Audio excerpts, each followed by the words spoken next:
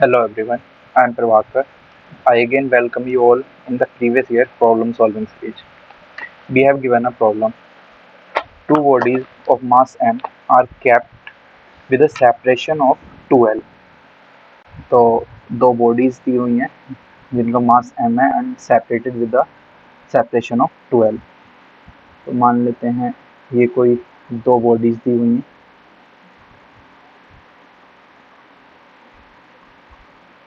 इनके बीच का separation 2l given है.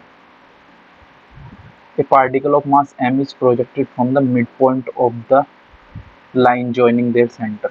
तो इस लाइन के मिड से यहाँ से यानी कि यहाँ से ये L perpendicular to the line, इस लाइन के परपेंडिकुलर प्रोजेक्ट किया गया एक मास जिसका मास m है.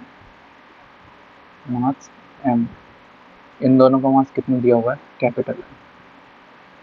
तो पूछा है the gravitational constant is g, the correct statement is an r.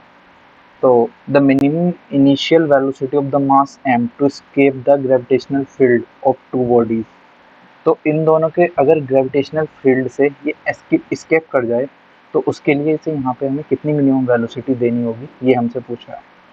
तो देखते हैं. अब हमें बताया कि ग्रेविटेशनल फील्ड जो होता है वो कंजर्वेटिव होता है. ग्रेविटेशनल फील्ड कंजर्वेटिव होता है तो एनर्जी कांस्टेंट रहेगी हमेशा. तो इसका ऑप्शन तो ये डी वाला तो फिर करेक्ट हो जाएगा. Energy of the mass m remain constant, क्योंकि ग्रेविटेशनल फील्ड क्या है, वो कंजर्वेटिव इन नेचर होता है. तो अब हम फाइंड करते हैं कि मिनिमम स्पीड कितना देना चाहिए हमको उसको. तो उसके लिए हम क्या करेंगे, energy initial equal to energy final. तो इसके चलते यहाँ पे ग्रेविटेशनल पोटेंशियल कितना होगा, क्योंकि फिर मैं इसके मास से मल्टीप्लाई कर दूंगा तो इसकी पोटेंशियल एनर्जी आ जाएगी. तो ये होगा माइनस के जी एम अपॉन ये डिस्टेंस, और अगर मैं इसके मास से मल्टीप्लाई कर दूंगा तो इसकी यहाँ पे पोटेंशियल एनर्जी आ गई. इसके कारण जो पोटेंशियल बन रहा है उस पोटेंशियल के कारण जो इसके पास एनर्जी है. सिमिलरली मैं दूसरे मास के लिए भी पोटेंशियल लिख दूंगा यहाँ पे plus minus G M upon L into M. और मान लिया मैंने इसको कितनी काइनेटिक एनर्जी दी है, मतलब वेलोसिटी जो भी दी है v स्केप, तो उसके कारण काइनेटिक एनर्जी.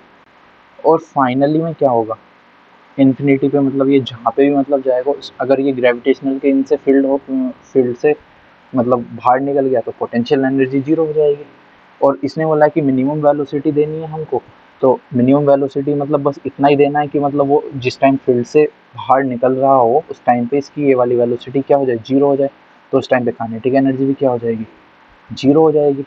तो हम इस इक्वेशन को सॉल्व करते हैं. तो हाफ एम